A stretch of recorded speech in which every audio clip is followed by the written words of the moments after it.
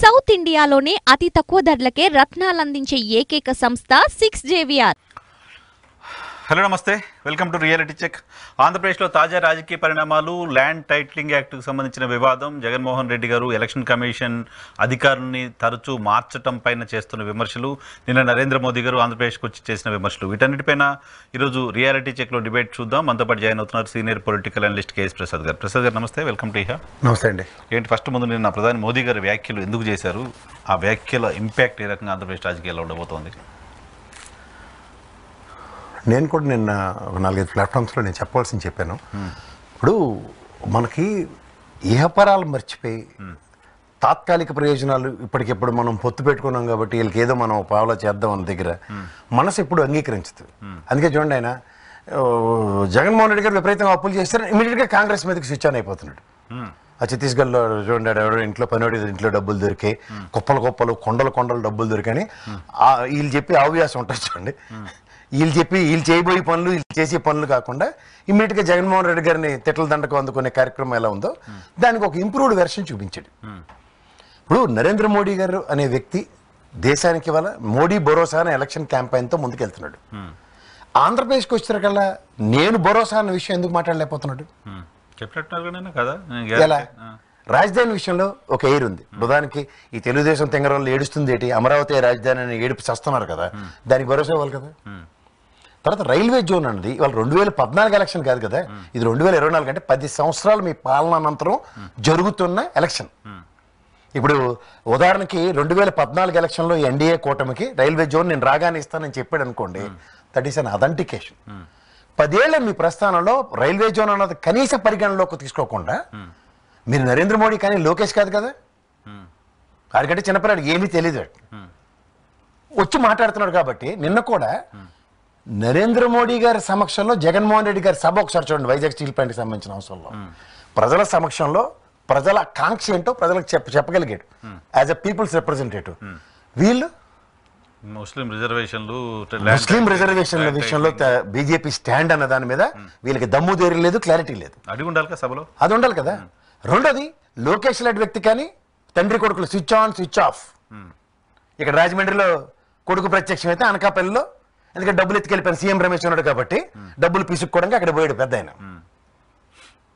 అక్కడ పోయి మాట్లాడేంటి మీరు గమనించండి. వీళ్ళు రాష్ట్ర ప్రయోజనాల విషయాలు ఏమైనా మాట్లాడుతున్నారా? వీళ్ళు పాత నెరేషన్సే కదా, హూ కిల్డ్ బాబాయ్ నాన్సెన్సే కదా. ఇక్కడ మళ్ళీ ఇప్పుడు అక్కడ దాకా వెళ్ళడం అనవసరం. ఇప్పుడు ఫస్ట్ నరేంద్ర మోడీని అడ్రస్ చేస్తే, దేశంలో 150 లక్షల కోట్లు అప్పు చేసిన వాడు నరేంద్ర మోడీ. మన్మోహన్ సింగ్ గారు 49,50,000 కోట్ల అప్పులు ఉన్నాయని చెప్పిస్తే ఈయన 150 లక్షల కోట్ల అప్పు చేసిన 100 లక్షల కోట్లు ఏం చేశారు కదా. సో ఈ డిఫరెన్స్ ఆఫ్ దీంట్లో బాధ్యత ఏది? పోనీ ఏమన్నా నువ్వేనా బాక్రానంగల్ ప్రాజెక్ట్ లాంటిది ఏమైనా కట్టినావా, లేదంటే నాగార్జున సాగర్ లాంటి బహుళాద్ర సాధక ప్రాజెక్టులు ఏమైనా కట్టి చూపించావా? కాదు కదా. కేవలం పకోడీ కబుర్లు చెప్తూ భారతదేశ దిశ గమనం ఎలా ఉండేది అంటేనండి, ఇప్పుడు ఈ ప్రభుత్వం మార్కెటింగ్ అండ్ ట్రేడింగ్ దానికి పెద్ద పెట్టేసింది. గతంలో మనంబోడు పివి నరసింహారావు గారు ఇలాంటి వాళ్ళందరూ గ్లోబలైజేషన్ పట్ల ఇన్వెస్ట్మెంట్ మాడ్యూల్ కాకుండా దాంతో ఏమవుతుంది, 10 పరిశ్రమలు రాగలిగాయి. ఇక్కడ అదానీ అంబానీలు మాత్రమే పెరుగుదలకు కనబడి ఈ ప్రభుత్వం. బీజేపీ మిగతా పాయింట్స్ వీళ్ళు ఆంధ్రప్రదేశ్ పైన ఇది దిశ గమనం మార్చే దగ్గర వీళ్ళు 150 లక్షల కోట్ల అప్పులు దేశం నెత్తి మీద పెట్టి ఇక్కడ ఆంధ్రప్రదేశ్ రాష్ట్రంలో అప్పుల గురించి మాట్లాడుతున్నారు. ఇప్పుడు గతంలో పొత్తు ధర్మం అనుకోండి, లేకపోతే ఇప్పుడున్న పొత్తు ధర్మం అనుకోండి, నువ్వు కొత్తగా పొత్తు పెట్టుకున్న తెలుగుదేశం పవన్ కళ్యాణ్ గారు ఉన్న దగ్గర నీ కేబినెట్ మంత్రి ఆర్థిక మంత్రి నిర్మలా సీతారామన్ ఈ రాష్ట్ర అప్పుల యొక్క చిట్టా ఏం చెప్పిందో దాన్ని నువ్వు జస్టిఫై చేయకుండా, ఏది 4,47,447 కోట్లను ఫ్లోర్ ఆఫ్ ద హౌస్ చెప్పిన దగ్గర నువ్వు కూడా ఎక్కడికి వచ్చి రామోజీరావు గారు ఈ పచ్చల్లోడును ఈ పేపర్లో వేసిన ఫిగర్లు పెట్టి ఆ 14 లక్షలు 10 లక్షల ఫిగర్లు మాట్లాడితే, మోడీ భరోసా దేశం అంతా తిరుగుతున్న వ్యక్తికి నీకు కనీస గణాంకాల మీద కూడా అవగాహన లేకుండా, అంటే 33 రాష్ట్రాలు అంటే ఇంక్లూడింగ్ కేంద్ర పాలిత ప్రాంతాల్లో పార్లమెంట్ చెప్పిన దానికి భిన్నంగా, అంటే నీకు పొత్తు ధర్మం అంటే వీళ్ళ అబద్ధాలను నువ్వు కంటిన్యూ చేయడానికే నువ్వు పొత్తు పెట్టుకున్నావు మిస్టర్ నరేంద్ర మోడీ. మీరు ఇది గమనిస్తున్నారా? అంటే ఒరిజినల్ బీజేపీ వాళ్ళు ఎవరైతే ఉన్నారో వాళ్ళు కాకుండా ఈ పారాచూట్ బ్యాచ్ పురంధేశ్వరం మనం ఎప్పుడైతే ఎంటర్టైన్ చేస్తున్నావో ఒరిజినల్ మనోభావాలు కూడా మీరు మారిపోయి ఈ అబద్ధాలకే మీరు ముందు పెట్టేసుకుని వెళ్తున్నారా? అంటే వాళ్ళు ఇప్పుడు ఏదైతే మాటలు ఏదైతే విమర్శలు మనం తెలుగుదేశం జనసేన బీజేపీ నాయకులు మాట్లాడుతూ ఉన్నారో సేమ్ వర్డ్స్ సేమ్ నేరేషన్ ప్రధాని మోదీ గారి దగ్గర నుంచి వచ్చాయి. ఇప్పుడు నేను ఒక చిన్న ఎగ్జాంపుల్ చెప్తా సార్. గతంలో నాకు మా ఫ్రెండ్స్తో చిన్న చిన్న తగ్గులు అవుతుండే ఎలిమెంటరీ స్కూల్లో అట్లా చదువుతున్నప్పుడు. అప్పుడు నేను మా అన్నయ్య ఉన్నాడు, మా నాన్న ఉన్నాడు అని బేగాలపల్లికి నేను వెళ్ళేవాడిని. మా నాన్న నాతో పాటు వస్తే, ఎందుకంటే నేనే పెద్దవాడిని, నాకు అన్నయ్య లేడు కాబట్టి మా నాన్నే నాతో పాటు వస్తే అక్కడ వాడికి సమన్వయపరిచి ఎరా మీ ఇద్దరు ఫ్రెండ్సే కదా, అలా కొట్టుకుంటే అలా తప్పు కదా అని సెకండ్లు ఇచ్చి మీ ఇద్దరు కలిసి ఉండాలని చెప్పి వచ్చిన ఉదంతో నేను చూశాను. కానీ ఇక్కడ విభిన్నంగా ఈ రాష్ట్రానికి భవిష్యత్తు అంటే చంద్రబాబు నాయుడు అని మాట్లాడింది ఏ నెరేషన్లో మాట్లాడాడండి అతను? పోలవరం కూడా పూర్తి చేస్తాను. పోలవరం చేయవలసిన పోలవరం ఏటీఎం చంద్రబాబు నాయుడు గారికి అని చెప్పి, సన్ స్ట్రోక్ జరిగింది చంద్రబాబు నాయుడు గారికి అని చెప్పి సన్ను పక్కన కూర్చోబెట్టుకుని పోలవరం నేను పూర్తి చేస్తానని చెప్తున్నారు మోడీ గారు. కాదండి, ఇంకా అబద్ధం చెప్తాను మీకు. 1500 కోట్లు నేను ఇచ్చానని చెప్తున్నాడు. ఎక్కడ ఇచ్చారు సార్? పోలవరం హెడ్డింగ్లు తీద్దాం మనం. 15,000 కోట్లు ఇచ్చారు. ఎక్కడి నుంచి తెచ్చిచ్చారు సార్ 15,000 కోట్లు? ఇప్పుడు ఆ ప్రాజెక్ట్ కంప్లీట్ అవ్వడానికి 15,000 కోట్లు ఇచ్చారు. మంచి ఏపీ గవర్నమెంట్ కి రీఎంబర్స్మెంట్ పాత పనులు చేసినాయండి. ఫస్ట్ గవర్నమెంట్ వచ్చిన 2019 ఎండింగ్ లో ఓపెన్ వచ్చింది 4,416 కోట్లు. నా దగ్గర విత్ ఫిగర్స్ నేను చెప్తాను దాని విషయంలో. సరే కాదండి, R&R ప్యాకేజ్ ఇవ్వాల్సిన బాధ్యత వాళ్ళు. చర్చ చేస్తే చాలా పెద్దగా అయిపోతుంది. నా పాయింట్ ఏంటంటే పొలిటికల్ ఇంపాక్ట్ ఎలా ఉంటుంది. ఫస్ట్ చిలకలూరు పెట్టి వచ్చారు మోదీ గారు. ఆ రోజు జగన్మోహన్ రెడ్డి గారిని ఏమనలేదంటే మోదీ గారు జగన్మోహన్ రెడ్డి గారితో ఉన్నారని ఓ పెద్ద క్యాంపెయిన్ చేసింది. కూటమంతా అసహనానికి అసంతృప్తికి లోనయ్యారు. ఈ రోజు వచ్చి జగన్మోహన్ రెడ్డి గారిని కూటమి నాయకులు ఏం మాట్లాడుతున్నారో అవే మాటలు ఆయన తిట్టేసి లేదు. పురంధేశ్వరి పని పాట లేకుండా ఆవిడ ఇస్తుంది కదా కాగితాలు, ఇదే ఎదురే మాట్లాడు ఈ చెత్తే మాట్లాడని. నేను I was never expected from Narendra Modi. నేను ఏదో ఊహించుకున్నాను, ఏదో ఇప్పుడు ఇది మన ఏమి తెలియని లోకేష్ మాట విశ్వవిఖ్యాత నట సార్వభౌమ తాతయ్యని పొగిడినట్టు పొగుడుతుండే కదా. ఇదైతే మన పవన్ కళ్యాణ్ అయితే జింగి చిక్కుం భజనే, అలా రావు రమేష్ అన్నట్టు భజన అంటారు చూడండి. అసలు పుల్వామా దాడి జరిగిందని బేసిక్ ఇంగిత జ్ఞానం ఉందా పవన్ కళ్యాణ్కి? దేశంలో 10 ఏళ్ళు బట్టి దాడులు లేవంటుండు. అందుకే చెప్తున్నాను, ఆ పెటాపురం వాళ్ళకి బుద్ధి జ్ఞానం ఏమైనా ఏడిస్తే ఆలోచించుకుని చావమనండి ఒకసారి. ఎందుకంటే ఎవరిని మనం ఎన్నుకుంటున్నాం, ఏం మాట్లాడుతున్నారు, ఏం చేశారు, ఇది కదా మనకు కావాల్సిందే.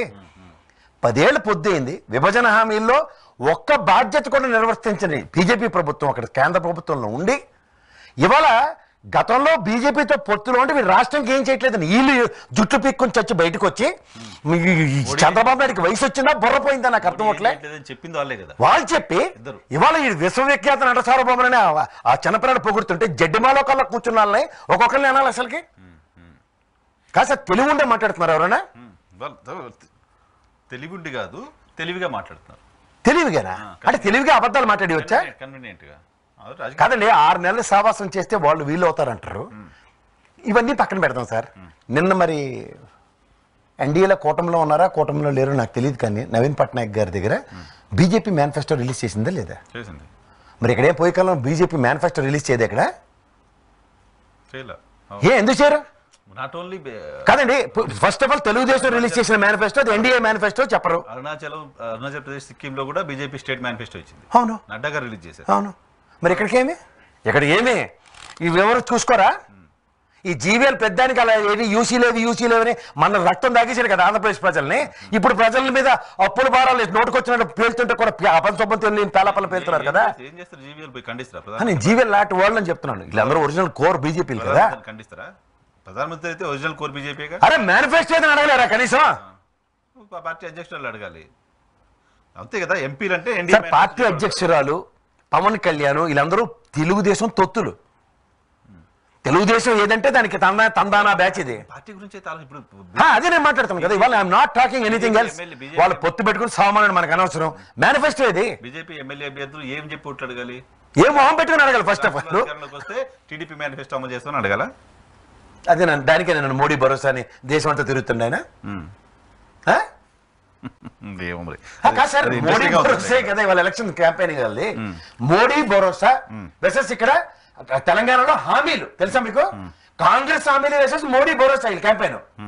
ఆంధ్రప్రదేశ్ లో మీకు మోడీ లేడా? కాంగ్రెస్ హామీలు తీసిపోయి అక్కడ పెట్టుకుంటే వాటికి మోదీ భరోసా ఇస్తున్నారు అంతే కదా. కాంగ్రెస్ హామీలు, కర్ణాటక కాంగ్రెస్ హామీలు, తెలంగాణ కాంగ్రెస్ హామీలు కలిపి జనసేన టీడీపీ మేనిఫెస్టో తయారు చేస్తే ఆ మేనిఫెస్టోకి ప్రధాని మోదీ గారు గ్యారంటీ ఇస్తున్నారా?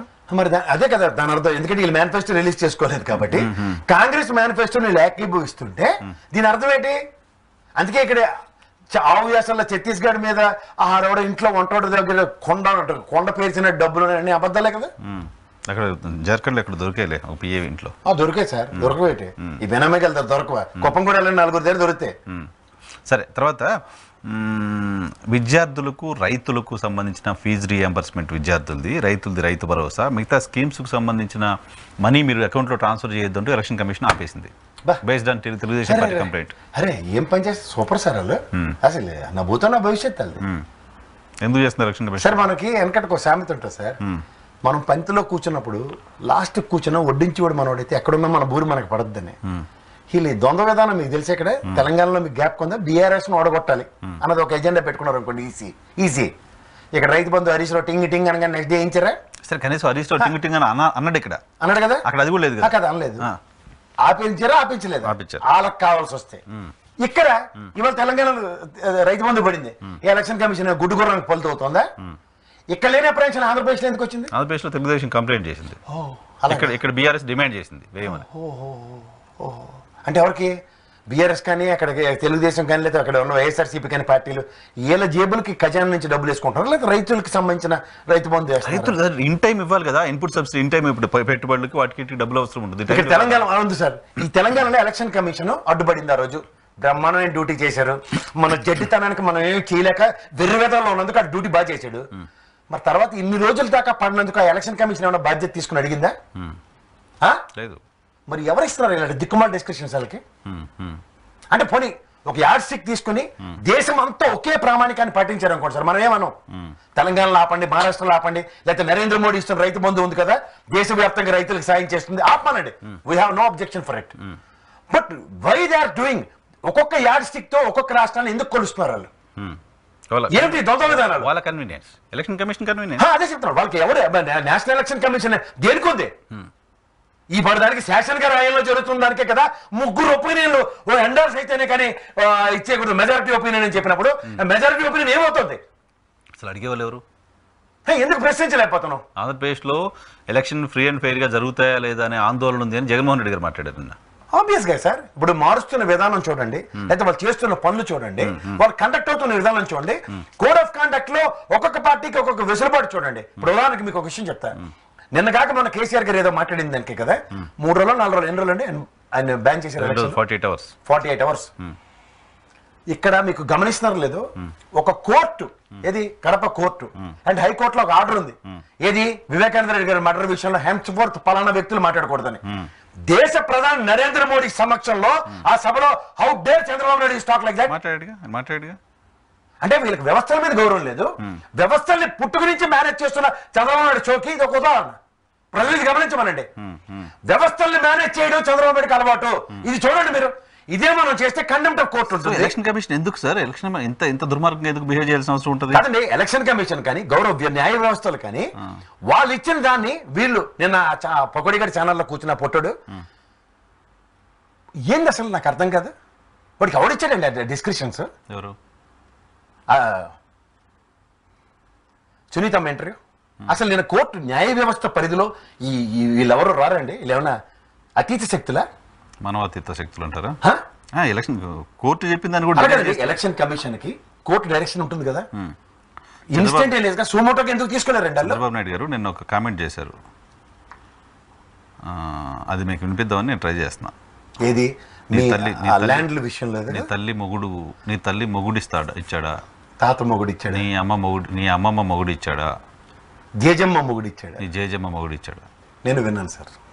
అది నాకు కదండి, ఆనాటి రాజశేఖర రెడ్డి గారు తల్లి గర్భం అన్న మాటకొక్క దానికే అంత పొడుచుకొచ్చేస్తే ఒక రాష్ట్ర ముఖ్యమంత్రి అండి, మనం ఇవాళ ప్రతిష్ఠించుకున్న ముఖ్యమంత్రి అతను, ఇప్పుడు ఈ మాట్లాడుతున్నప్పుడు విచక్షణారాహిత్యంగా సంయమనం పాటించవలసిన బాధ్యత ఉండదా? ఇప్పుడు నేను ఓ పుచ్చలంపల్లి సుందరయ్య గారిని కానీ లేకపోతే దామోదరం సంజీవ్ గారి ఇలాంటి మహానుభావుల్ని నడయాడిన అసెంబ్లీ సెక్షన్స్ పార్లమెంట్ సెక్షన్స్ మనం చూసిన వాళ్ళలో ఇప్పుడు ఇంత కాదని చంద్రబాబు నాయుడు గారి లెగసీలో 40 సంవత్సరాలు ముఖ్యమంత్రి ఎమ్మెల్యే కదా సార్ ఆయన. ఈ నీడ్స్ టు సెట్ ప్రెసిడెంట్ కదా, ఆ స్థాయి కలిగిన వ్యక్తులతో పోల్చబడాలి కదా రాబోయే తరానికి. సీనియర్ మోస్ట్ చంద్రబాబు నాయుడు గారు ఏంటి సార్ ఆయన? కొన్ని ఛానల్ ఏమో చంద్రబాబు నాయుడు గారు గెలిచిపోతున్నాయి, పెద్ద పెద్ద సర్వేలు ఇస్తున్నాయి, చంద్రబాబు నాయుడు గారు ఫ్రస్ట్రేట్ అయిపోతున్నారు. ఎందుకు? ఇప్పుడు సార్ మీకు మాట చెప్తా, నిజంగా ఛానల్ వాళ్ళు గెలిచేస్తారు అన్నప్పుడు ఫ్రస్ట్రేషన్ వస్తుందా ఆనందం వస్తుంది సార్ చెప్పండి? ఆనందం రావాలి, మరి ఆనందం పెరగాలి. పెద్ద ఫ్రస్ట్రేషన్ ఎందుకు వస్తుంది? ఎందుకు వస్తుంది అంటే ఏంటి? అర్థం కావట్లా. ఎవడో స్విచ్ నొక్కుతున్నాడు. ఈ రిటైర్డ్ చీఫ్ జస్టిస్ కోమటి జయరాం గారితో ఎందుకు తిరుగుతుండు? వాడు దేశ ద్రోహే కదా సార్. మన వాళ్ళని ఇక్కడ తిరిగాడు, తిరుగుతున్నాడు. ఆయన దేశం తట్టు వెళ్ళిపోయాడు విన్నాను. అబద్ధాలు. ఓకే, వీళ్ళందరూ మళ్ళీ బ్యాచ్లు మూట కడుతున్నారు. మీకు ఇక్కడ మనకు ఆల్రెడీ మన జయప్రకాష్ నారాయణ గారు ఫస్ట్ ఫీలర్ ఇచ్చారు. ఎక్కడ లేని కులం దాని ఆవశ్యకతని దాన్ని ఇలా ఎన్హాన్స్ చేస్తూ బయటకు తీసాడు. దాని కంటిన్యూషన్ రవిప్రకాష్ కూడా అదే follow in the same line. So ఒకరి తర్వాత ఒకరు బ్రహ్మాండంగా లైన్ కడుతున్నప్పుడు ఆ రైలు ఆటలో ఎలా ఉంటుంది? మన చిన్నప్పుడు ఐడియా వాళ్ళని చూడండి, అరే నువ్వు ఇవాళకి ఇంజిన్ అవరా అంటే మొదటి ఇంజిన్ జయప్రకాష్ నారాయణ ఎత్తుకున్నాడు. తర్వాత ఇంకా కుల సమీకరణాలని బ్రహ్మాండంగా ఏకీకృతం అవుతున్నాయి. ఇక్కడ Pawan Kalyan and as well as వీళ్ళిద్దరూ 2 కులాల మీదే ఎలక్షన్ చేస్తున్నారు. ఇది గమనించుకోమండి ప్రజలకి. ఈ మాటకి ఉభయ గోదావరి జిల్లాలో ఒకటి ఉంది, ఊరంతా ఒక దాట అయితే మీది ఏ దాటో అందరికి తెలుసు. ఇది గుర్తుంచుకుని ఈ ఎలక్షన్స్కి డీజీపీలు మార్చుకుంటారు, సిఎస్లు మారుస్తారు, మీ ఇష్టం. కానీ ప్రజలు అనే వ్యక్తుల్ని ప్రభుత్వాన్ని మార్చలేరా? ఇక్కడ అలవాటు పడ్డారు కదా సార్. ఈ తెలంగాణలో మీరు గమనించారు లేదు, జస్ట్ 2-3 నెలల్లో మౌత్ పబ్లిసిటీలతో నెగిటివిటీని ఎలా డంప్ చేశారు అన్న దగ్గర. ఇవాళ ఆంధ్రప్రదేశ్లో కూడా అదే పనిచేస్తున్నారు. ఈ పచ్చలోడికి దమ్ముదేరు అంటే అన్నదాతలో ప్రచురించింది ఎందుకు తీస్తాడు? ఎందుకు చూపించారు సార్? ఎందుకు తీస్తాడు వెబ్సైట్ లోంచి? ఏం భయం ఎందుకు? నువ్వు పెద్ద తీసిమార్కాను కదా, పచ్చడిలో ముద్ద పిసికి రాసేస్తావు కదా దిక్కుమాల వార్తలన్నీ. నువ్వు ఒక్కడో కదా ప్రపంచాన్ని శాసించేసి అంత జర్నలిస్టు కదా. బాధ్యత ఉండాలి. దమ్ముంటేరా, బాధ్యత ఉంటే దమ్ము వస్తుంది ఆటోమేటిక్ గా. కలంకి దమ్ము ఉంటుంది సార్, కలంకి దమ్ము. నేను రాసిన అక్షరానికి దట్ ఈస్ మై చైల్డ్, అది మీ గుండె. తెలుసా సార్? గుండె అన్నది ఎలా ఉంటుంది తెలుసా? ఆత్మ నిర్భరంతో ఉంటుంది. ఆత్మాభిమానం ఉన్నప్పుడు ఆత్మ నిర్భరం వస్తుంది. మాట నేను రాసిన అక్షరం దట్ ఇస్ మైన్ అన్నప్పుడు ఎలా ఉంటుందంటే ఆ పచ్చల్లో ఉన్న పంజెన్సీ ఉంటుంది. ఆ పంజెన్సీ లేని రాతలు రాసినప్పుడు ఏమో భయం ఉంటుంది. అప్పుడే అవి తరమరుగవుతాయి ఆ వార్తలు. 2-3 స్టోరీస్ కలం శాశ్వతం. అన్ని తీసేశారు. 2-3 స్టోరీలు. కలం శాశ్వతం. మీకు అర్థమైందా? కలం శాశ్వతం. కొంతమంది కళానికి పేరు పెట్టుకుని రాస్తారు. ఎందుకంటే ఈ కలం నేను రాస్తున్నప్పుడు దీనికి ఒక దమ్ముంది, ధైర్యం ఉందని. ఎందుకంటే మనిషిగా గుండె ఒక్కొక్కసారి వెసులుబాటు తీసుకోవచ్చు. ఆయన పెన్ పవర్ ఉన్నాడు, బాగా పెన్ బాగా రాస్తారు. అందుకే చూడండి, కొంతమంది కళానికి పేరు ఉంటుంది. ఆ కళంకి పేరు ఉన్న వాళ్ళు ఎవరు దాకా? మన విల్సన్ గారు ఉన్నారు, మీకు తెలుసు కదా. ఎవరు? బీజేపీ. ఆయన కలం పేరు శరశ్చంద్ర. శరశ్చంద్ర నవల రాసి అతనికి దమ్ము ధైర్యంతో రాస్తాడు. అతను ఎందుకు రాస్తాడంటే బికాస్ అతను సమాజాన్ని చదివాడు. సో ఇప్పుడు వీళ్ళు వీడియోస్ డిలీట్ చేయడం ద్వారా ల్యాండ్ టైటిల్ పైన మేము చెప్పిన తర్వాత మీరు అడగండి ప్రశ్న. తెలుగుదేశం పార్టీ అనేది లెగసీ ఉన్న పార్టీ, మేనిఫెస్టో తొలగించగలేదు, నాటికలు తొలగిస్తే పెద్ద వెళ్తా. ఇది పచ్చంలో బొర తక్కుతాను కాదు సార్, అది ఒప్పుకున్నట్టు కదా. చేతకి ససవుతాను అంటారు. ప్రజలకు తెలియదు. మీకు మాట చెప్పలేదు సార్, నేను ఒక అబద్ధం ఆడాను, కోడిపేటలో దొరికాను అనుకోండి సార్. తర్వాత ఏమవుతుంది? నా మొహం ఉంటుంది ఎక్కడ చూపించుకోవడానికి. అదే అమ్మహం. నీకు ఆ వెబ్సైట్ లోంచి అది తొలగించబడ్డాయంటే నా మొహం పోయిందని అర్థం. అంతే కదా. నీకు చేతకాని ససవ్వి నువ్వు, నీ మొహం చెల్లక, అది మాది కాదని ముఖం చెల్లక, అది మాది కాదని మాట్లాడాలా, పొరపాటు వేసినామని మాట్లాడాలా, లేదు తీసేయాల్సి ఎందుకు? ఏదో అసలు ఏం చెప్పుకుంటే సైలెంట్ గా ఉంటే. ఒక 4 వీడియో వేసినప్పుడే డిస్క్లైమర్ వేస్తారు సార్. 4 వీడియోలు ఉంటాయి సార్. ఒకటి, ఆదిరెడ్డి వాసు గారు వాలంటీర్లను మేమే తీసేయించాం, చంద్రబాబు నాయుడు గారికి లోకేష్ గారికి కంప్లైంట్ చేయించాను, వీడియో వచ్చింది, నో రెస్పాన్స్. తర్వాత కోమటి జయరాం గారు ఆ ఎదవలకి డబ్బులు ఇచ్చి కొనండి అన్నారు, పార్టీ ఆఫీస్లో పార్టీ నాయకత్వం ముందు మాట్లాడినమాట. ఈ వీడియో పైన నో రెస్పాన్స్. బోయపాటి గారికి నెక్స్ట్ సినిమాలో బాలకృష్ణకి ఈ డైలాగులు రాయించి అదేదో ఉంటుంది చూడండి, నో రెస్పాన్స్. నో రెస్పాన్స్ కదా సినిమాలో dialogue, no police, both not same not same అని కాదు. ఇక్కడ అలా ఆవిడ మీద మానభంగం జరిగినప్పుడు నో పోలీస్, అలాగా ఆదిరెడ్డి వాసు మాట్లాడినప్పుడు నో యాక్షన్. ఈ పచ్చళ్ళోడు పిసికిడు రాతలకి ఎత్తేస్తే నో రియాక్షన్. అలాగే కోమటి జయరాం గారు ఆడికి మర్యాద ఇవ్వకండి. ఆడు భారతీయుడు కాదు, మన్నని హక్కు దమ్ము దేరు ఆడికి ఎవడిచ్చారో నాకు తెలీదు. దొరికితే లేపుతా, నేను మొమాట లేకుండా చెప్తున్నా. దొరికితే లేపుతానంటే అది కాదు, లేపి సమాజంలో నిలబెట్టి మాట్లాడతా. లేగో, నీకు ఎవడిచ్చాడు ఈ హక్కు? ఒక ఓటర్ నువ్వు ఈ విధంగా హేళన చేయడానికి, డబ్బులు ఇచ్చి కొంటామని. నీకు దానికి వెనకాల ఒక నెరేషన్ అని తెలుసా? బీసీలో ఒక ప్రతిష్టమైన సామాజిక వర్గం తెలుగు నుంచి డ్రైన్ అయిపోతుంది. వాళ్ళని ఆ తిట్టుతో అడ్రస్ చేయడానికి మాట్లాడాడు అన్నమాట. నేను ప్రూవ్ చేయగలను దగ్గర. ఎందుకంటే ఎవడిచ్చాడు ఈ హక్కు? కులాలకి మతాలకి అతీతంగా బతుకుతున్న మన్ని వీడు వచ్చి విదేశీ భావజాలతో మాట్లాడతాడా? అసలు ఏం పని సార్ వీళ్ళకి ఇక్కడ వచ్చి కంటెస్ట్ చేస్తున్నారు, ఇక్కడ ఉంటున్నారు, ఎలక్షన్ కోసం వచ్చి ఎలక్షన్ అంటే కులం, ఊళ్ళో డబ్బులు ఇచ్చి ఓటు మళ్ళీ వెళ్ళిపోతారా? అంతే. అంటే మనం అంత బెచ్చగాళ్ళ పాలన ఎట్లుందో ఏంటి కాదు. సో పయ్యావుల కేశవ్ గారి వీడియో దాని మీద రెస్పాన్స్ లేదు. నాకు ఇంకోటి ఇవాళ ప్రాణాలకు తగ్గించి మన అచ్చెన్నాయుడు కూడా మాట్లాడింది చెప్పి రాశాడు. అదే ఈ వీడియోస్ అన్నిటిపైన ఎందుకు మౌనంగా ఉంటే? అచ్చెన్నాయుడుకి ఒక నెరేషన్ ఉంది సార్, ఆయన మాట్లాడిన దాంట్లో కూడా నేను అది కూడా విన్నాను, చెప్తున్నాను. ఇందులో ఉన్నదన్నట్టు చెప్పడం మనకు బాధ్యత. అచ్చెన్నాయుడు కోర్టుకు వెళ్ళే ఇది ఉందా లేదా అన్న దాని మీద he has put down in the floor of the house. దానికి అమెండెడ్ దీంతో కోర్టుకు వెళ్ళే హక్కు ఉంది. ఇప్పుడు కోర్టు కేసుల పరిష్కారం, నేను అజయ్ కల్లం గారిని కూర్చోబెట్టి మాట్లాడినప్పుడు కూడా కోర్టు కేసులలో ఉన్నవి 66% కేసులు ఉన్నాయి సార్. అవి ఒక రిజిస్టర్ మెయింటైన్ చేస్తున్నారు. ఇది ప్రజలకు క్లియర్ అవ్వాలి. అది ప్రాబ్లం లేదు. ఇవన్నీ నువ్వు ఒక అసెంబ్లీయన్గా నువ్వు నీ ముందు జరిగిన చట్టానికి నీ సమక్షంలో నీ అనుమతితో జరిగింది ఆ చట్టం. నిన్న ఇంకోటి మన పివి రమేష్ గారు ఒక ట్వీట్ చేశారు. ఆంధ్రప్రదేశ్లో చట్టం అమల్లోకి రాకముందే నా పరిస్థితి ఎలా ఉంది అని ఒక ట్వీట్ చేశారు. ఆయనేమో చట్టం అమల్లోకి రాలేదు అని చెప్తున్నారు. చంద్రబాబు నాయుడు గారు మేము వస్తే చట్టం రద్దు చేస్తామంటున్నారు. అసలు అమల్లోనే లేని చట్టాన్ని రద్దు చేయటం ఏంటి? అంటే నీ ఆక్రందన ఏంటి ప్రజలకు చెప్పాలి కదా ఫస్ట్. అసలు నువ్వు ఎవరి దగ్గర ఎత్తేసావా ల్యాండ్, నీకు ఆ ఎంఆర్ఓ ఆ రోజు ఇచ్చిన స్టెక్కర్ రేటు, ఇవన్నీ నెరేషన్స్కి వెళ్తాను. నానిలాంటి మొహం ఇచ్చాడు ఆల్రెడీ, పేరు నాని మొహం ఇచ్చి కూర్చోబెట్టి. వీళ్ళకి ఏంటంటే సార్, ఒక దగ్గర ఈ సామాజిక వర్గ పరిరక్షణ ఒక క్షేత్రస్థాయిలో ఒక దగ్గర ఏకీకరణ జరుగుతుంది. వీళ్ళేంటంటే దే ఆర్ ఇన్ టోటల్, మీరు ఇందాక టోటలీ ఫ్రస్ట్రేటెడ్ సిచ్యువేషన్లో ఉన్నారు. చావో రేవో రేపు పొద్దున ఈ ఎలక్షన్ కనుక మనకు మొహం లేకపోతే మన పరిస్థితి లోపల. ఇప్పుడు చంద్రబాబు నాయుడు లాంటి వ్యక్తికి ఏంటంటే ఆయనక ఇన్హెరెంట్ గా లోపల ఏముందో తెలుసు. పైకి పచ్చలేసి దానికి కవర్ చేద్దామన్నా, ఇప్పుడు కూర అన్నం తిందాం అనుకుంటే ఇది పచ్చలేసాడు అనుకోండి, ఏమవుతుంది? ఫ్రస్ట్రేషన్ వస్తుంది. నాకు చికెన్ కూర ఇవాళ ఆదివారం గ్యారంటీ అనుకుంటారా, మామిడికాయ బద్ద వేసారు అనుకోండి, నీ బతుకు తాగరాడా, పేపర్లు రాయమంటే మళ్ళీ దరిద్రమైన కొంపలో కూడా అని తిడతాడు. అది ఒరిజినాలిటీ.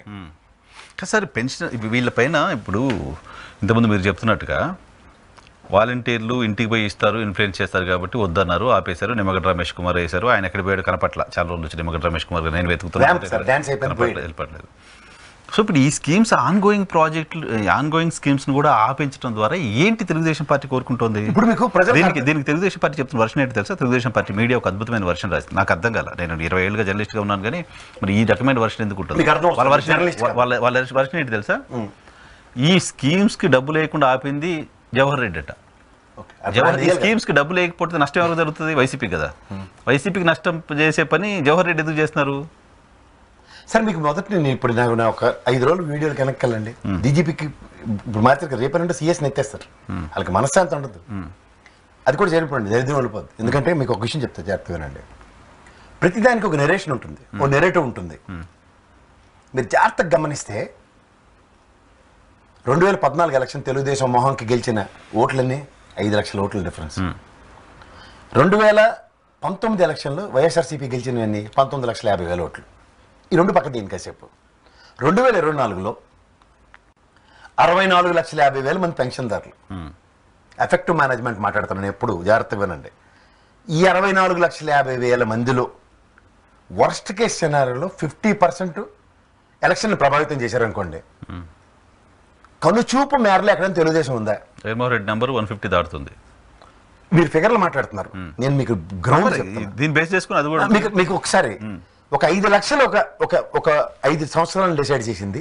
19,50,000 5 సంవత్సరాలకు డిసైడ్ చేసేది. 64,50,000లో 50% తీసుకుంటే ఇంకొక 5 సంవత్సరాలు డిసైడింగ్ ఫ్యాక్టరే కదా. అంచేత వాళ్ళు డైవర్టింగ్ పాలిటిక్స్ తెరలేపారు. ఇది ఫస్ట్, దీన్ని నెరేటివ్ అంటాను నేను. సో పెన్షనర్లు పడుతున్న ఇబ్బందుల్ని దాన్ని పక్కదారి పట్టించాలి. ఎందుకు ఇప్పుడు ఎంత కాదన్నా, ఇప్పుడు మీరు 1st తారీఖు వచ్చింది, మీరు జీతాలు వేయాలని టెన్షన్ పడతారా పడరా? మీ వ్యవస్థలో మీకు యూట్యూబ్ నుంచి ఎంత రెవెన్యూ వచ్చిందో, లేదా మనకు ఒరిజినల్ రిసోర్సెస్ నుంచి మీ ఇన్వెస్టర్స్ దగ్గర నుంచి ఏమొస్తాయి, ఇవన్నీ మీరు క్యాలిక్యులేషన్స్ చేసుకోకుండా మానసిక సంఘర్షణ పడుతూ ఉంటారు. మీరు పడుతూ ఉంటారా? పైకి ఏదైనా అవుతారు, అంగేసి కూర్చోడం కాదు కదా. So when it comes to execution అన్న దగ్గర మీరు ఏం చేయాలి? You need to pull your socks. ఇంట్లో ఆడవాళ్ళ దగ్గర ఏమైనా బంగారం ఉందో తాకట్టు పెట్టి ఇన్స్టెంట్గా మనకి ఏదో మార్గంలో ఈ ప్రమాదం నుంచి బయటపడాలన్నది ఫస్ట్ నెరేటివ్ ఉంటుంది. ఈ నెరేటివ్ తెలుగుదేశం దగ్గర లేదు. ఇది ఎప్పుడు ఉంటుంది తెలుసా సార్? 2019లో మేము ఎలక్షన్ ఓడిపోయిన వెంటనే వాట్ ఆర్ ద గ్రౌండ్, మన 5 లక్షలని ఎందుకు పెంచుకోలేపాం, ఎంత మిసరబుల్గా ఎందుకు పోయాం అన్న దగ్గర ఆలోచన వచ్చింది అనుకోండి సార్, అప్పుడు ఏం చేస్తారంటే ప్రక్షాళించుకోబడతారు. ఇప్పుడు దానికి జగన్మోహన్ రెడ్డి ఏం చేశాడు, 84 మందిని ఎత్తి అవతరిస్తాడు, కొంతమందిని కొత్త వాళ్ళని తీసుకొచ్చాడు, వీళ్ళు తీసుకెళ్ళి ఆడ తగలెట్టాడు, ఆయన తీసుకొచ్చి ఏడ తగలబెట్టాడు. అందులో ఏంటి, బీసీ ఎస్సీ ఎస్టీ కాంబినేషన్ కాపు సామాజిక వర్గానికి 99% పరిరక్షించాడు. అవును, కాపులకి కూటమి కంటే జగన్మోహన్ రెడ్డి ఎక్కువ సీట్లు ఇచ్చాడు. సో ఇక్కడ మీకు ఏమవుతుంది, ఇది మనం చేయలేపాం, ఎందుకు ప్రక్షాళించబడలేదు కాబట్టి. ప్రతి దగ్గర డబ్బులతో ముడిపెట్టాం. ఈ దరిద్రానికి ఈ సుజనా రమేష్ అండ్ సీఎం రమేష్ లో కడుపులో సెగ్గడ్డ బేద. వీళ్ళ కోసం ఒరిజినల్ తెలుగుదేశాన్ని ఎత్తుపోయింది. ఒరిజినల్ తెలుగుదేశం ఎత్తుపోయినా సరే వీళ్ళతో పొత్తు లేకపోతే మనం బతకలేమని ఒరిజినల్ ఎబిలిటీని చంపుకున్న తెలుగుదేశం. ఇంకోటి ఏంటి, వీటన్నిటికన్నా ఇంకో పెద్ద ఉపద్రవం ఏంటంటే, ఇవన్నీ నెరేషన్స్ చెప్తున్నా, సడన్ గా వైఎస్ఆర్సీపీకి ఓటు బ్యాంక్ తగ్గింది అన్న చర్చ ఎక్కడ మార్కెట్లో లేదు 5 ఏళ్ళు బట్టి. మీరు గమనించండి, ఇది యాంటీ ఇన్కంబెన్సీ అంటారు. ఆయన తగ్గిందని చర్చ ఉంటే ఇన్ని పార్టీలు కలవాలి. మీరు ఇక్కడ దాకా వెళ్తున్నారు. దీనికి ముందు ఒక చిన్న విషయం చెప్తా. దగ్గర 28 నుంచి 30% ఉన్న తెలుగుదేశం ఓటు బ్యాంకు 24 నుంచి 26కి క్షీణించిపోయింది. 34 నుంచి 24. 34 నేను ఎప్పుడు చెప్పను, ఎందుకంటే పసుపు కుంకుమ నిరుద్యోగ భృతి అండ్ ఇది ఇచ్చిన దానికి 6% పెరిగింది. వాళ్ళ గేమ్ ఎప్పుడు 29-30 చెప్తాను నేను బిఫోర్ ఎలక్షన్స్. సో ఈ 30 29 కన్సాలిడేట్ చేస్తే సడన్ గా జనసేన పెరిగిపోయింది 11-12%. మీరు ఎంత బుర్ర బాధలు కొట్టుకోండి, ఇదేంటిది ఓటు బ్యాంకు వైఎస్ఆర్సీపీ నుంచి తగ్గి రావాలి, ఎందుకంటే యాంటీ ఇన్కంబెన్సీ ఇటు రావాలి, లేదా తెలుగుదేశంకి యాడ్ అవ్వాలి. తెలుగుదేశం క్షీణించిపోయి జనసేన పెరిగిపోయింది. తెలుగుదేశం పని అయిపోయింది అనే చర్చలో ట్రాన్స్ఫర్ అట్ అయిపోయింది అన్నారు. చూడండి, మీరు ఓవర్ పీరియడ్ ఆఫ్ టైం మీరు గమనించలేదు, తెలుగుదేశం చర్చ ఉండేది కదా ఎంతసేపు, జనసేన వైఎస్ఆర్సీపీ ఈ దత్తపుత్రులు అన్నాడు, ఏదో జుట్లు పీక్కుని అనవసరం పనికిమాలిన పంచాయతీ తప్ప తెలుగుదేశం మీద ఎక్కడ డిబేట్ డిస్కషన్ ఉండేది కదా. అక్కడికి తెప్పలాగాలు కూడా పెట్టుకోలేకపోయారు. అంచేత బలవంతంగా బీజేపీ వాడినాం, టీఫే మూర్తి గారి ఫ్రస్ట్రేషన్ అంతా బీజేపీ మీద ఉండేది. ఆవిడకి అనుమానం రాకుండాను లటక్ మన అదే కలిపడిపోవడం. ఇవన్నీ మీరు గమనిస్తే ఒరిజినల్గా ఇప్పుడు తెలుగుదేశంకి కరెక్ట్గా ఎలక్షన్స్ ముందు చాణక్య చతురత, నిన్న మీరు ఎప్పుడు ఏదో వీడియో చేసి ఏ చాణక్య చతురత ఎక్కడ ఉందని, ఇప్పుడు వెనకటికి వస్తాను, కొండనాలకి మందేస్తే ఉన్ననాలకి ఊడిపోయిందని. ఈ దిక్కుమాల పొత్తులు ఈ దరిద్రం నుంచి నాది ఇంత పోయింది అన్న నెక్స్ట్ ఎలక్షన్స్కి ముఖం చూపించలేని దానికన్నా ఈ ఎరుబాబులో నేను పవన్ కళ్యాణ్ గారిని మడతెట్టేస్తే పని అయిపోద్దని Chandrababu Naidu strategy one of చేసాడు. మీరు గమనించండి, అంటే ఇటు తిప్పి అటు తిప్పి మా 35 ఎక్కడికి వెళ్ళలేదు కదా. మీకు దీనికి మళ్ళీ పులివెందులకు వెళ్దాం ఒకసారి. సతీష్ రెడ్డి గారు వచ్చారు, ఆయన ఓటమిలు మీరు చూడండి, స్థిరంగా ఆయనకి 35% ఓటు బ్యాంక్ ఉండేది. రాజశేఖర రెడ్డి గారితో దెబ్బలాటైనా నెక్స్ట్ ఏదైనా, కానీ వాళ్ళ జీవితంలో 35% పెంచుకోవడానికి మాత్రం ప్రయత్నం లేదు. This is the original narrative of Telugu Desam. మీరు గమనిస్తున్నారా? సో ఒరిజినల్ ఎప్పుడైనా మీరు ఏం చేస్తారు, మీ అబ్బాయికి 60-70% మార్కులు వస్తున్నాయి వీడికి, కానీ 80 ఎందుకు రావట్లేదు అనుకని మీ ఇంట్లో ఫ్యామిలీ డిస్కషన్లో మీ నాన్నగారు లేకపోతే మేడం గారు ఇది గుంటడికి ట్యూషన్ పెడితే వీడికి మార్కులు వస్తాయి, వీడికి ఇంట్లో మీరు వెళ్ళిన కాడి నుంచి సెల్ ఫోన్ చూస్తుండే ఇవన్నీ, ఇది ప్రక్షాళించడం అంటారు. దానికి మీరు కన్విన్స్ అవ్వాలి, అవును నిజమే కదా ఇది ఫోన్తో ఆడుతున్నట్టు కూడా. ట్యూషన్ అయ్యాను అనుకోండి, హాఫర్లీ మార్కులు 80 మార్కులకి పడ్డాయి అనుకోండి, కన్విన్సింగ్. ఇవేవీ లేకుండా వదిలేసి పర్లేదు ఆడికి 60 మార్కులు వచ్చినా, మళ్ళీ మా ఫ్రెండ్ గారిలాగా 60 మార్కులు వస్తే ఫస్ట్ క్లాస్, 99 దాకా రిజల్ట్స్ వచ్చేదాకా ఆడే కాలేజ్ ఫస్ట్, అలాంటి నిరేషన్కి వచ్చారు అనుకోండి, చైతన్య కృష్ణ హీరో నమ్మినట్టే ఉంటుంది. నువ్వేట్రా హీరో అని ఇంట్లో వాళ్ళు ప్రక్షాళించకపోతే అది మన నెత్తి మీదకి ఎలా వస్తాడు, లోకేష్ వచ్చినట్టు వాళ్ళు వచ్చినట్టు వచ్చేస్తున్నారు. ఈ దారి ఎవరు చేయాలి, ఫస్ట్ బారికేడ్ పార్టీ ఆఫీస్, ఆడుకునే పిల్లలు తెచ్చి మా నెత్తి పెట్టేటర్ బాబు అని క్యాబినెట్ మీటింగ్లు ఉండాలి. కానీ ఇది ప్రాంతీయ పార్టీ, భయంతో కూడిన పెరిగితనం జడితనం అంటే ఇవాళ పార్టీ ఏమవుతుంది, ఇవన్నీ ప్రక్షాళించుకోకుండా ఆల్టర్నేటివ్స్ క్రియేట్ చేయడానికి పాకెట్స్ ఎదుగుతున్నారు. ఆ పాకెట్స్ అవుట్కమ్ ఎక్కడ డెరైవ్ అవుతుంది, ఫస్ట్ మీకు ఎవరికి అనుమానం రాకుండా దొంగలు ఊళ్ళు పంచుకున్నట్టు జనసేన తెలుగుదేశం పొత్తుకొచ్చాయి. మనకు గట్టి. ఇప్పుడు ఓటు బ్యాంకులు తేలి ఎంత కదా ఆయనకు అనుభవంలో కెలుకుతాడు కదా, ఎవరో 4-5 క్యాండిడేట్లకి నల్లిమల్లి రామకృష్ణ రెడ్డి ఇలాంటి వాళ్ళందరూ అన్న మన వాళ్ళదే జనసేనలో ఎత్తుకెళ్ళిపోయారు ఇలాంటివన్నీ చెప్తున్నారు అనుకోండి, అక్కడ ఒక కామన్ అండర్స్టాండింగ్ ప్రోగ్రామ్, అది కామన్ మినిమం ప్రోగ్రామ్ అంటారు దానికి. నేను మొదటి నుంచి మీకు గ్యాప్ కొంత మేనిఫెస్టో కమిటీగా ఇది కాదు, ఇదంతా జుట్లుముడి పంచాయతీలు ఇప్పుకునే కార్యక్రమం. సో ఇక్కడ ఏమైంది, end of the day Telugu Desam పరంగా ఉన్న క్యాండిడేట్లే మీకు ప్రతిష్ఠించబడ్డారు. అంటే ఏంటి, ఒరిజినల్ ఓటు బ్యాంక్ ని సర్వే చేసుకునే కార్యక్రమానికి ఫస్ట్ తెరలేపుకుంది. జనసేన వైపు వెళ్ళిన ఓటు బ్యాంక్ మళ్ళీ తెచ్చి పెట్టుకుని ఈ అభ్యర్థులు జనసేనలో పంపించి కంటెస్ట్ చేస్తున్నారు. ఇది లాజిక్. కొత్తగా ఓటు బ్యాంక్ రాలేదు, సో 50 వైసీపీ అట్లే ఉంది, ఇది ఇక్కడ తిరుగుతోంది.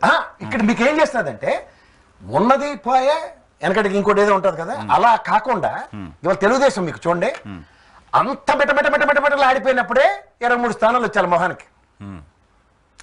అంటే దే కెన్ సౌండ్ మోర్, అంటే అప్పుడు మీకు ఎలక్షన్ మీకు గ్యాప్ 23 పడిపోతున్నప్పుడే గవర్నమెంట్ వచ్చేస్తుందని చెప్పారు. అసలు ఇంకేమైనా ఉందా? ఆ లగడపాటి అయితే భూమి మీద లేడు. అవును, ఇవన్నీ మీరు మీకు అంటే నాటి లగడపాటి వాళ్ళ రవిప్రకాష్ మీకు అర్థమవుతుందా? ఈ సేమ్ సిండ్రమ్ ని మళ్ళీ సేమ్ అడాప్టబిలిటీ తీసుకొస్తున్నారు. కానీ ఇదంతా వాళ్ళు బెట్టింగ్ కోసం చేస్తాను, టీడీపీ కోసం చేస్తారని కూడా నేను అనుకోను. కొంతమంది బెట్టింగ్ బ్యాచ్ ఉంటారు కదా, వాళ్ళ కోసం హైప్ క్రియేట్ చేయడం కోసం చేస్తున్నారు. లేదు సార్, బీటెక్ రవి అయితే మాత్రం చాలా మంది జీవితాలు పాడు చేస్తారు. సురక్షిత పయనం కోసం ఆయన 20 కోట్లు చాలా మంది జీవితాలు పాడు వైఎస్ఆర్సీపీ మీద వేసుకున్నాడు. సూసైడ్ చేసుకున్నారు సార్ పోయినసారి ఎలక్షన్ లో బెట్టింగ్లు పెట్టి. వాళ్ళకి ఏం పోయింది సార్, 33 మంది చచ్చిపోతేనే వాళ్ళకి దిక్కు దివం లేదు. ముసలి చచ్చిపోయారని ఎంజాయ్ చేస్తున్నారు. 23 పడిపోతున్న రోజుల్లోనే గవర్నమెంట్ వస్తుందని చెప్పిన వాళ్ళు ఇప్పుడు ఇంకో 5ో 10ో పెరుగుతాయి అనుకున్నప్పుడు ఇది ఇంతకంటే ఎక్కువ సౌండ్ చేస్తారు. 5ో 10 పెరుగుతాయి, 7 పీక్ పందిరి వేసారని పెరుగుతాయి సార్. 25 కాబట్టి 30, 35 వస్తాయి. ఎలా ప్రతిదానికి ఒక నెరేటివ్ ఉంటుంది. మళ్ళీ 130 వస్తాయి అనుకుంటే నేను 35 అంటే కూడా మీరు యాక్సెప్ట్ చేయాలంటండి. వాళ్ళు 130 వస్తాయని చెప్తున్నారు కూటమికి, 30 అంటే కూడా. ఇప్పుడు దాకా మీకు చెవులు పుల్లడిపేలా అరిచి చెప్పింది ఏంటంటే ద నెరేషన్స్ ఎప్పుడైనా సరే నేను ఎప్పుడు క్షేత్రస్థాయిలో తిరుగుతాను, క్షేత్రస్థాయిలో పని తీరుని గమనించే నేను మాట్లాడతా. ఈ సునీల్ కనుగోలు ఇక్కడ 2 నెలల అడవుడు చేస్తే కాంగ్రెస్ ప్రభుత్వం వచ్చినట్టు అక్కడ యాంటిసిపేట్ చేస్తున్నారు. ఇక్కడ వేరు కదా, ఇక్కడ ఆల్రెడీ 10 years రూల్. ఇక్కడ పాయింట్ ఇది స్ట్రెస్ చేద్దాం. ఇక్కడ యాంటీ ఇన్కంబెన్సీ అనేది వటవృక్షంలో పెరుగుతుంది, ఎమ్మెల్యేలు చేంజ్ లేదు, దానితో ఎమ్మెల్యేలు చేంజ్ లేదు. రెండోది అహంకార పూరిత ధోరణి, నాన్ టాలరెన్స్ వచ్చింది. ఎలక్షన్ వదిలేసింది టీఆర్ఎస్ లాస్ట్ 2-3 days, అంత చాలా జరిగినాయి. ఎందుకు సార్ ఆయన మెంబర్లు అనౌన్స్ చేసిన తర్వాత కూడా టీఆర్ఎస్ అతను క్షేత్రస్థాయిలో తిరగకుండా హైదరాబాద్ తిరుగుతుంటే కేసీఆర్ గారు 3 సార్లు వార్నింగ్లు ఇచ్చారు వాళ్ళకి. ఇంకోసారి ఎవరన్నా హైదరాబాద్ కనబడితే మర్యాదగా ఉండదని. ఇలాంటిది జగన్మోహన్ రెడ్డి గారికి పావం లేదు కదా. గడపడకే కార్యక్రమం ప్రతి ఓడు ప్రతి నిమిషం కొత్త ఇన్ఛార్జ్ అయితే పాపం వాడు చావుకు తెచ్చుకున్నాడు ఆ నియోజకవర్గం. Right sir, thank you. చూద్దాం ఫర్దర్గా ఇంకా డెవలప్మెంట్స్ పైన మళ్ళీ మాట్లాడదాం కంటిన్యూస్గా. ఈ 1 week కదండి ఎలక్షన్ కమిషన్ మాట్లాడాం. ఎలక్షన్ కమిషన్ మరి నిన్న ఆ ప్రవచనాలు ఏంటి అక్కడ ఛానల్లో మీ పాత ఏం ప్రవచనాలు? అసలు వీళ్ళకి వ్యవస్థలు వర్తించవా సార్? జగన్మోహన్ రెడ్డి షాక్ ఇచ్చిందని చెప్పారు. గ్యాగ్ ఆర్డర్ అన్నప్పుడు మళ్ళీ అనమాట ఇదే జస్టిస్ రమణ గారికి సంబంధించిన విషయంలో గ్యాగ్ ఆర్డర్ తీసుకురాగానే అందరం పంచేంద్రియాలు మోసుకొని కూర్చొని ఉన్నాం కదా. అవును, అది అమరావతిలో వాళ్ళ పిల్లలకి భూములకు సంబంధించి కదా, ఎందుకంటే మనకు వ్యవస్థల మీద గౌరవం ఉంది కాబట్టి. అవును, కడప కోర్టు చెప్పిన తర్వాత కూడా డైరెక్ట్గా వాళ్ళని తీసుకొచ్చి స్టూడియోలో కూర్చోబెట్టి మాట్లాడి చూడండి మరి. అవును, ఐ డూ సర్ప్రైజ్.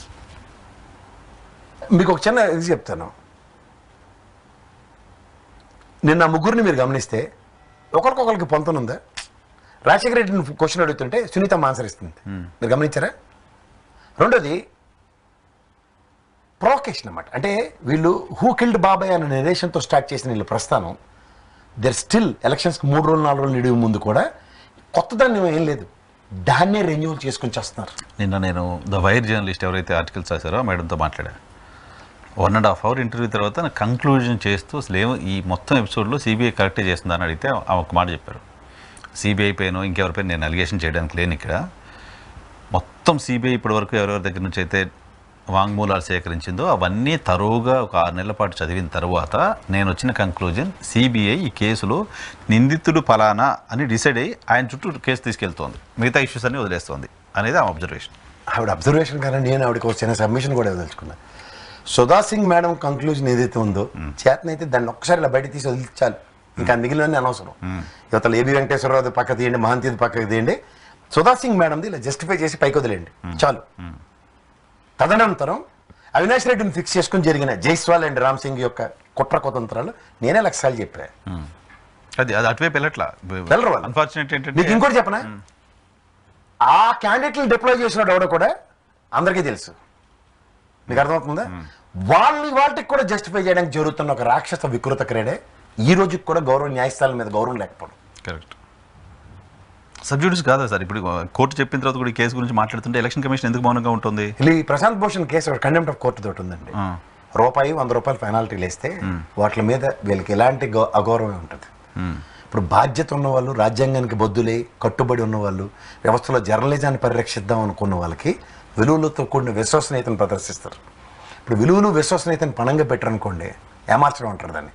ఏమార్చి రాసే వార్తలకి శాంక్చుటీ ఉంటుందా ఉండదా అంత కాదు. This is only election narrative. ఈ ఎలక్షన్ నెరేటివ్లో వీళ్ళ యాక్ట్, వీళ్ళ పాత్రల నిడివిని లాస్ట్ కంక్లూజన్లో చూడండి. ఇప్పుడు మీకు చిన్న సీరియల్ ఒకటి ఉంటుంది, కార్తీక మాసం ఏదో ఆడవాళ్ళందరూ చూసి చచ్చిపోయినారు. ఇంకా టార్చర్ తట్టుకోలేక హీరోయిన్ ఎవరిని చంపేస్తే ఈ జనాలందరూ టీవీలు బూతులు తిడుతుంటే అది మళ్ళీ ఆ క్యారెక్టర్ని వేరే విధంగా బతికించి సీరియల్ రక్తి కట్టిస్తున్నాడు. అప్పుడు చచ్చిపోలేదు, తూచది కలవలేదంటే ఆ లోయల నుంచి పడిపోయిన తర్వాత పారాచూట్ వేసుకుని బయటకు వచ్చినట్టు కారుకి పారాచూట్ కూడా పెడతారు. ఈ పచ్చళ్ళోడు అయితే దాంట్లో స్పెషలిస్ట్. దగ్గర ఉన్న తెంగర మేళంగా నిజంగా ఏం చేసినా ఈ 4 రోజులు ఎలక్షన్ ఇది ఉండి వరుస్తారు. ఈ ఎలక్షన్ ఉన్న రోజులు ఇంకా 1 వీకే ఉంది కాబట్టి కాంటెంపరీ ఇష్యూ పైన ఎక్కువసేపు కూర్చుంది. అంటే ఇక్కడ టాపిక్స్ వచ్చినప్పుడు మనం ఇది మీకు ఫైనల్ ఛాలెంజ్ మీకు ఏంటంటే వీళ్ళకి వాళ్ళ సెట్ ఆఫ్ ఆడియన్స్ కూర్చొని ఉంటారు సార్. రాగానే చూడండి ఇంట్లో ముసలి రిటైర్ అయిన తర్వాత ఆ గుడికి వెళ్ళి మన చాగంటి కోటేశ్వరరావు గారి ప్రవచనాలు వినడానికి అలా డైపర్ వేసుకుని 7 గంటలకు వస్తాడు కాబట్టి ఆడు అన్ని ముందే చెప్పేశారు కాబట్టి వాళ్ళకి అంతేగా అనుకుని కూర్చొని ముసలి బ్యాచ్ ఉంటారు. వాళ్ళని కాన్సన్ట్రేటెడ్ గా అట్రాక్ట్ చేయడానికి ఈ సీరియల్ మళ్ళీ కంటిన్యూ చేస్తావు. ఇప్పుడు చూడండి అప్పుడప్పుడు ఈ సినిమా ప్రమోషన్కి హీరోయిన్ ని కూర్చోపెట్టి ఆడియన్స్ ముందు ఇలా చేతులు మించినట్టు ఇవాళ మర్చిపోతారేమని చెప్పి సునీతమ్మని తీసుకొచ్చి ఒకసారి ఎన్నికల ముందు పెద్ద రేటింగ్ కూడా లేదు, నేను ఛానల్ ఎవరు చూడలేదు కూడా. Right sir, thank you very much. Rating గురించి చెప్తున్నారు. డైలీ సీరియల్ ఇంట్లో మన అమ్మ ముసలిమా అమ్మ చూస్తారు. Thank you very much. ఇది కేఎస్ ప్రసాద్ గారితో స్పెషల్ రియాలిటీ చెక్. రేపు షోలో మళ్ళీ కలుద్దాం.